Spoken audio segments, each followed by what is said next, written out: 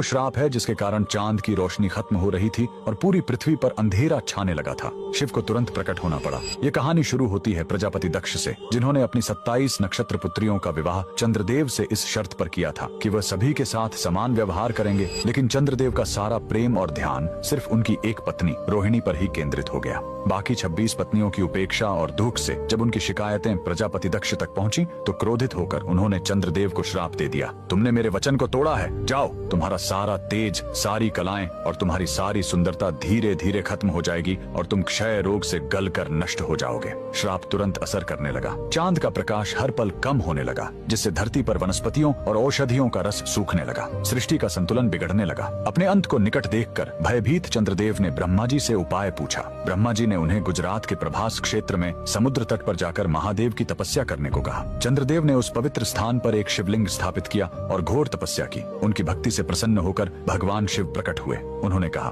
मैं दक्ष के श्राप को पूरी तरह खत्म तो नहीं कर सकता, लेकिन उसका प्रभाव कम कर सकता हूँ। शिव ने वरदान दिया, तुम कृष्ण पक्ष में 15 दिन क्षीण होगे, लेकिन शुक्ल पक्ष में 15 दिन फिर से पूर्ण हो जाओगे। उन्होंने चंद्र को अपने मस्तक पर धारण कर लिया और चंद्रशेखर कहलाए। और जिस ज्योतिर्लिंग की चंद्र ने पूजा की थी वो सोमनाथ, सोम यानी चंद्र के नाथ के नाम से प्रसिद्ध हुआ। और यही सोमनाथ मंदिर भारत का पहला ज्योतिर्लिंग आज भी गुजरात के वेरावल में उसी समुद्र तट पर शान से खड़ा है जहाँ चंद्रदेव ने श्राप से मुक्ति पाई थी। लेकिन रुकिए, इस मंदिर का एक और रहस्य है। यहाँ मौजूद बाण स्तंभ यह बताता है कि यहाँ से लेकर दक्षिणी ध्रुव तक समुद्र के रास्ते में कोई जमीन नहीं है। भगवान शिव के भक्त कमेंट में हर हर महादेव जरूर लिखें।